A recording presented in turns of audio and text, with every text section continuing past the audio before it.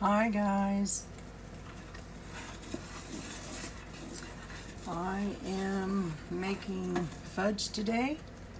I went to Kai Baby's volleyball game and come back. I took her out for a baked potato and then I came back and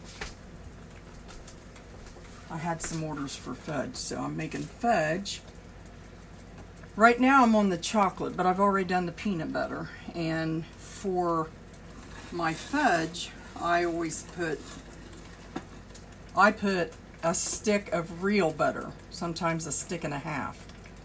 And I put 2/3 cups of evaporated milk, 2.5 cups of sugar, and a little pinch of salt because it'll take the sickening sweet away from it. And then over here, let me see if I can get you turned around here. Over here, I got apples cooking for apple pies later. I thought I could cook that while I was doing the fudge.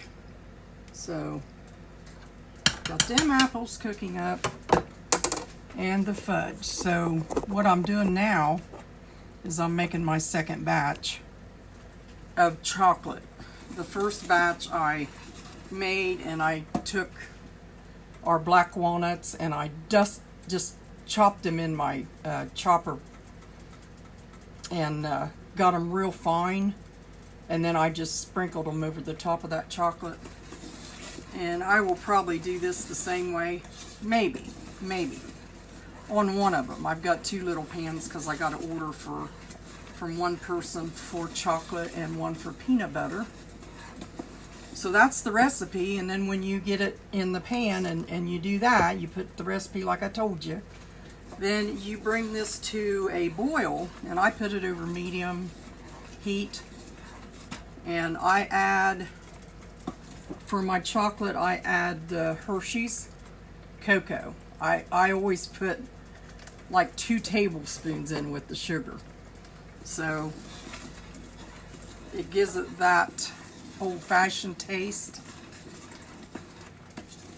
I mean, one thing about it, I have no problem with the fudge because I watched my mom make it for years, and she does sugar-free now.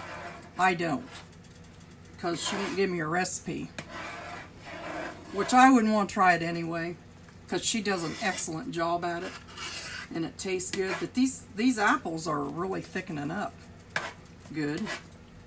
And when they cool down, they'll be ready to put in the pie crust. And then we'll have, instead of making more apple cakes today, I'm going to make apple pies later. I like to switch it off sometimes. But anyway, you cook this, and I have to time this for 5 minutes, which it's already been boiling. I'll do 4. Okay. But when you bring it to a boil, you boil it and stir, kind of stir it and watch it for 5 minutes. If you see it getting real thick, then, you just got to know your fudge. But basically, it'd be 5 minutes for anybody that don't make it. As soon as that starts boiling, you put your timer on for 5 minutes, because I guarantee you will get a call. You'll get somebody at your door. I do every time. I mean, I just now was doing the peanut butter, and here come my daughter, which I knew she was coming. The baby, she come running in. Hi, Mamo! And I had just got it off of there, so it was a good thing I did. And I just put it aside until Braden wanted to show me his homecoming outfit, which he looked really good. So that's what I'm doing. I'm back at it. So I'm going to take a break in a little bit, and I'm going to tell my sister happy birthday. It's her birthday today. And I got to fix Mallory's letter out and pay my electric bill. But I wrote Mallory a letter 2 days ago, and I put it in the envelope, put a stamp on it, put the address, and I ran out of ink. So I had to get another ink pen, and I found one, but it was black ink. So it looked kind of weird. Black and blue ink on the same address. So I thought, well, I'll take the letter out and put it in another one. So I addressed another book, or another envelope, put another stamp on it, and put the letter in it. Well, I put the empty envelope in my pocketbook because I know you all know where I'm going with this. Back in my pocketbook because I wanted to keep that address. So I got home and I was tired and I hurried up and put that letter in the mailbox, and the mailman came and got it.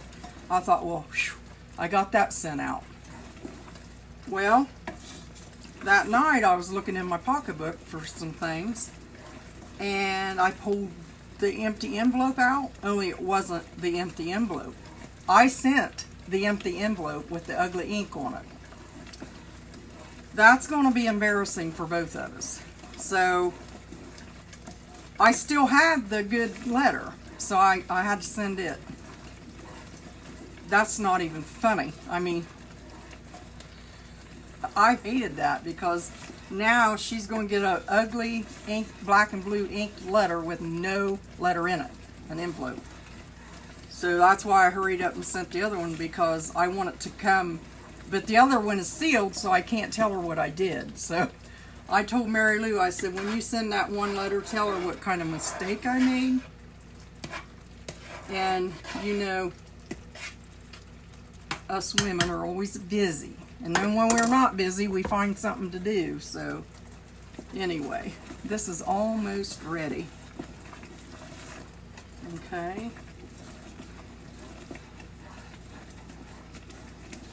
Now once this comes off, you want to put a teaspoon of vanilla, and I always just, it doesn't matter if you get a little more or not.